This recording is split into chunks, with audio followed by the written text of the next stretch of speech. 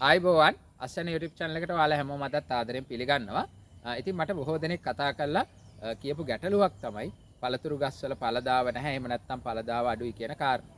ඉතින් ඒ නිසා මං හිතුවා පොදුවේ ඕනම පළතුරු ගහක පළදාව නැති වෙන්න බලපාන තාක්ෂණික කාරණා කිහිපයක් වගේම මට දැනුණු තවත් සුවිශේෂී කාරණයක් සම්බන්ධයෙන් ඔබට දැනුවත් කරන්න.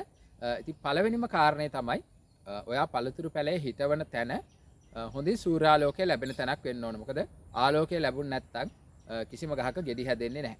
ඉතින් ඔයා අලුතෙන් පළතුරු පැලයක් හිටවනවා නම් හොඳින් සූර්යාලෝකය ලැබෙන තැනක් තෝරගන්න. දැනටත් හිටවලා තියෙන ගහක් නම් වටේ තියෙන ගස්වල අතු ටිකක් අඩු කරලා ගහට සූර්යාලෝකය ලැබෙන්න සලස්සන්න.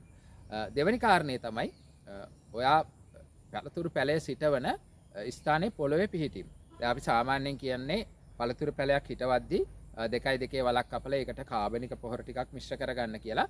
ඒක ඇත්ත. නමුත් මගේ අත්දැකීම හැටියට ඒ විදිහට සිද්ධ කරන්න ඕන ටිකක් තද බොරළු සහිත ඒ වගේ තද පසක් තියෙන ඒ වගේම වතුරත් ටිකක් අඩු තැනක තමයි ඒ විදිහටම කරන්න ඕන. නැත්තම් ඉතින් සාමාන්‍යයෙන් පොඩි වලක් කපලා වටේ තියෙන පස් ටික එකතු කරලා පළතුරු පැලයක් හිටව ගත්තත් ඕනම් පළතුරු ගහක ගෙඩි හැදෙනවා. මොකද ගොඩාක් පොහොර තිබුණොත් ගහේ කොළදාව විතරයි පළදාවක් දකින්න ලැබෙන්නේ නැහැ.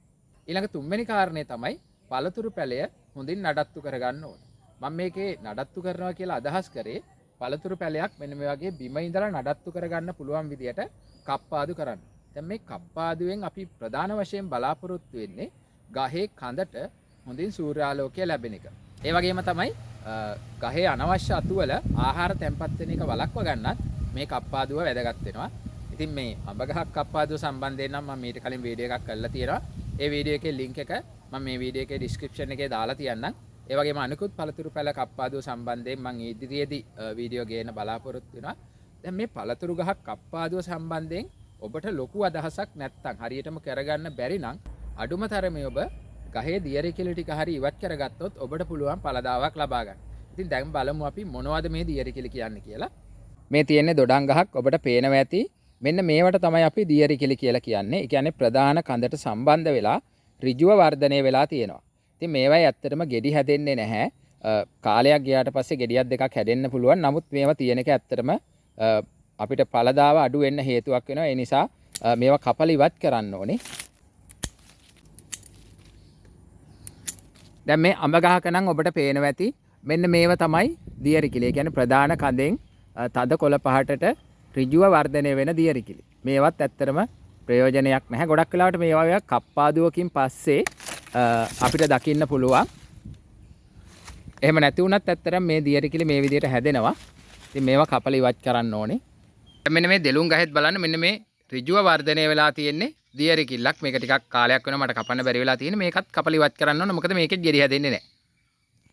හතරවෙනි කාරණේ තමයි ගහට පොහොර යෙදීම. දැන් සාමාන්‍යයෙන් ගහක ගෙඩි හැදෙන්නේ නැති වුණාම ගොඩක් දෙනෙක් කරන දෙයක් තමයි රසායනික පොහොර ටිකක් ගෙනල්ලා ගහට දාන එක. ඉතින් එතකොට ඇත්තටම වෙන්නේ ගහ තවත් හැදෙනවා විතරයි ගෙඩි හැදෙන්නේ නැහැ. මොකද මම නම් කියන්නේ අඹ ගස්, දොඩම් ගස් ඕනම ගහකට යූරියා වගේ දේවල් භාවිතා නොකරන තරමට හොඳයි. දැන් අපි වාණිජ වගාවේදී නම් නිර්දේශිත විදියට පොහොර භාවිතා කරන්න ඕන. නමුත් ගෙදර ගහක් හෝ කිහිපයක් තියෙනවා නම් අපිට කරන්න පුළුවන් හොඳම දේ තමයි ඔය කාබනික ද්‍රව්‍ය ටිකක් එහෙම නැත්නම් ගොම් පොහොර ටිකක් එකතු කරගත්තා නම් හොඳටම ඇති. මොකද අනවශ්‍ය විදියට පොහොර ලැබුණොත් ගහ හැදෙනවා තවත් ගෙඩි හැදෙන්නේ නැහැ. ඉතින් ඒ වගේම තමයි ජලයත්. මොකද ගහක ගෙඩි හැදෙන්න ජලයත් අත්‍යවශ්‍ය ප්‍රමාණයට තිබුණාම ඇති. ඕනවට වැඩිය අවශ්‍ය නැහැ. ඉතින් මම මේ කියන කාරණේ අදහස තමයි ගහට දැනෙන්න ඕනේ කටුක බව. එතකොට තමයි යා හිතන්නේ මම දැන් මැරෙන්න තමයි යන්නේ. ඒ නිසා පළදාව නැත්තම් ඉදිරි පරම්පරාව බිහි කරන්න ඕනේ කියන්නේ. දැන් අපි අහලත් තියෙනවා ඔක ඇත්තටම ඉස්සර මිනිස්සු කිව්වා ගස් බය කරනවා කියලා. ඉතින් ඕක තමයි ඇත්තට මේකේ අදහස. ඊළඟ කාරණේ තමයි මේ පළතුරු පැල අතර හොඳ පරතරයක් තියෙන්න ඕන. දැන් වාණිජ වගාවේදී නම් ඒ පැලේ අනුව තියාගන්න ඕන දුර ප්‍රමාණයන් තියෙනවා. ඉතින් ගෙවත්තේ පළතුරු පැල හිටවද්දී ඔබ සැලකිලිමත් වෙන්න නියමිත දුර තියාගන්න. එහෙම නැත්නම් අපිට කරන්න පුළුවන් සමහර පළතුරු පැල වර්ග අපිට බඳුන්ගතව හදාගන්න පුළුවන්කම තියෙනවා. ඊළඟට මම ඔබට කිව්ව මේ පළතුරු ගස්වල ගෙඩි හැදෙන සුවිශේෂී කාරණේ තමයි අපි පැලයක් හිටවද්දී එන සිතුවිල්ල. මොකද මේ මට ඒක ඇත්තටම දැනෙච්ච දෙයක්. මොකද මං හිටවපු කිසිම ගහක කවදාවත් ගෙඩි හැදෙන්නේ නැතුව ඇරලා නැහැ. ගහ පිරෙන්න ගෙඩි හැදිලා තියෙනවා. ඉතින් මේ සිතුවිල්ල තමයි අපි අපේ ගෙවත්තේ පැලයක් හිටෙව්වත් අපි හිතන්න හොඳ නැහැ ඒක අපිට අයිති කියලා. මේක මොකද අපි සබා දහමට දෙන දෙයක්. ඒ නිසා මේක සත්තුන්ටත් යම් කොටසක් අයිති. දැන් ඔබට පේනවා ඇති මම මේ අඹ ගෙඩිය ආරක්ෂා කරගන්න විවිධ ක්‍රම භාවිතා කරලා තියෙන. නමුත් මම හැම ගෙඩියකටම මේ විදියට ආවරණය යොදලා නැහැ. යම් ප්‍රමාණයක් අත්හැරලා තියෙනවා සතුන්ට කන්න. ඉතින් මේ වාණිජ වගාවක් කරත් ඇත්තටම අපිට පුළුවන් ගහක් වුණත් සම්පූර්ණයෙන්ම සතුන්ට කන්න ඇතෑරලා තියන්න. මොකද එයාලටත් මේක අයිති. ඉතින් ඒ නිසා මම හිතනවා මේ සිතුවිල්ලෙන් අපි පැලයක් හිටෙව්වොත් අනිවාර්යයෙන්ම හොඳ පළදාවක් ලබා ගන්නත් පුළුවන්. ඒ වගේම හොඳ ආදායමකුත් ලබා ගන්න පුළුවන් වේවි. ඉතින් මේ වීඩියෝ එකෙන් අදට සමු ගන්නවා. බොහොම ස්තුතියි.